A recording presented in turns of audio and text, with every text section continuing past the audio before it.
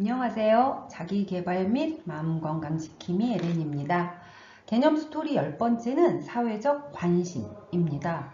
말 그대로 그냥 사회에 관심을 둔다 이렇게 해석을 할 수도 있는데 실질적으로 이제 심리학자 중에서 아들러는 사회적인 관심이 제대로 발달되어 있는지의 여부가 건강한 개체와 건강하지 못한 개체로 했기 때문에 굉장히 중요한 기준이 될 수 있을 겁니다. 알프레드 아들러는 인간의 심리적인 발달 혹은 인간의 어떤 행동을 내가 이해하고자 할 때 그 상대방이 사회적인 관심을 갖고 있느냐 없느냐에 따라서 건강하고 행복하고 그런 삶을 위해서는 굉장히 필요한 태도로서 사회적인 관심을 많이 강조를 합니다. 사회적인 관심은 쉽게 표현한다면 타인과의 관계 속에서 그들을 공감하고 그리고 그들과 협력하는 성향, 이거를 사회적 관심이라고 표현합니다. 물론 이제 아들러가 표현할 때는 그 타인한테만 초점을 둔 거는 아닙니다. 타인에 대한 관심에만 초점을 둔 건 아니고 당연히 그 타인이 사회 속에 있기 때문에 그래서 공동체에 대한 관심으로서 사회적 관심을 좀 설명한 겁니다. 그래서 우리는 좀 공동체 안에서 누군가하고 무엇인가를 서로 협력하면서 기여하고자 하는 마음을 갖고 있을 때 그런 사람들을 우리가 이제 건강하다 표현할 수 있을 겁니다. 자, 이 사회적인 관심은 세 가지의 구성 요소로서 나누어져 있는데 하나가 공감이고 하나가 협력이고 하나가 좀 책임감입니다. 공감은 워낙에 이제 많이 알려진 키워드인데 타인의 감정과 타인의 입장에서 이해하고 타인을 배려하는 능력, 이를 공감이라고 표현합니다. 협력은 내가 타인과 함께 일하면서 어떤 공동체의 사회의 목표에 기여하려고 하는 나의 의지, 이거를 협력이라고 볼 수 있습니다. 자, 그리고 세 번째 책임감은 내가 하는 행동이 그 공동체 안에서 타인에게 어떻게 영향을 미치는가, 이거를 고려하는 태도, 이거를 책임감이라고 규정을 했습니다. 그래서 아들러는 사회적인 관심 안에는 공감과 협력과 책임감이 갖춰져 있어야 된다라고 말을 합니다. 그런데 이 사회적인 관심이 심리적으로 건강하다라고 하는 것과 관련성이 있다라고 하는 것은 물론 알프레드 아들러의 개인 심리학에서도 굉장히 많이 강조를 하고 있지만 심리학이 아니어도 사회학에서도 실질적으로 그 사회에 살고 있는 사회 구성원들이 사회에 관심이 있느냐 없느냐는 사회가 건강하고 사회가 피폐해지는데 중요한 영향을 미친다라고 하는 건 굉장히 많이 강조를 하고 있습니다.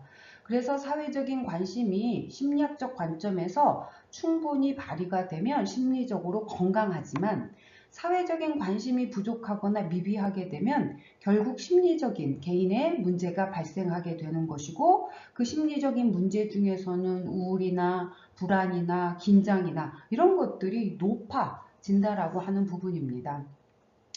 특히 이제 아들러는 이 사회적인 관심을 설명할 때 열등감도 같이 연결시켜서 설명을 했습니다. 제가 이제 개념 스토리 4번째에서 열등감 컨텐츠를 만들어 놨는데 바로 아들러의 개념에서 입각해서 좀 만든 컨텐츠이니까 열등감이 무엇인지 좀 궁금하시면 개념 스토리 4번째 한번 클릭하셔서 들어보시면 좋겠습니다. 자, 아들러는 열등감 자체를 문제로 설명하지는 않습니다. 열등감이 있어야 우리는 좀 더 나은 나를 만들기 위한 우월성 추구가 가능하기 때문에 열등감 자체를 문제로 바라보지는 않았습니다. 다만 열등감을 극복하는 방식은 문제가 될 수 있다라고 표현합니다. 그래서 열등감을 극복할 때 타인들과 협력하면서 그 사회 구성 안에서 내가 부족한 게 무엇인지 메꾸면서 그러면서 공동체에 기여하면서 갈게 되면은 열등감을 충분히 건강하게 극복하게 돼서 우월성을 추구할 수 있게 되지만 만약에 사회적인 관심이 결핍되어 있으면 열등감을 극복하는 과정에서 과도한 열등감에 사로잡히게 됩니다. 이를 열등감 컴플렉스라고 표현합니다. 그래서 아들러는 열등감을 문제로 바라보지 않고 열등감 컴플렉스 스트레스라고 하는 용어를 따로 사용합니다. 그리고 이 사회적인 관심이 결핍되어 있으면 타인과 경쟁을 통해서 자꾸 해소하려고 하다 보니까 안타깝게도 때에 따라서는 비생산적이고 파괴적인 행동으로도 연결될 수 있다라고 하는 부분입니다. 특히 아들러는 이 높은 사회적인 관심을 갖고 있으면서 협력과 기여라고 하는 방법으로 적극적으로 활동을 하는 사람을 가장 건강한 개체, 가장 건강한 사람으로 표현을 합니다. 그런 유형을 사회적 유용형이라고 표현을 했습니다. 반면에 이제 사회적인 관심은 낮은데 활동 수준은 높아. 이런 경우를 지배형이라고 표현을 했고, 사회적인 관심 수준도 낮으면서 활동 수준도 낮은 경우를 기생형과 회피형으로 분류를 하게 됩니다. 이처럼 인간의 유형을 우리가 이제 사회적 유형형, 지배형, 기생형, 회피형으로 구분하면서 가장 건강한 개체는 사회적 유용형으로 표현합니다. 여러분들이 이제 건강한 삶을 좀 살고자 한다면 내가 건강해야 될 것이고, 그러려고 한다면 사회적인 관심을 좀 갖추는 것도 필요하지 않을까 싶습니다.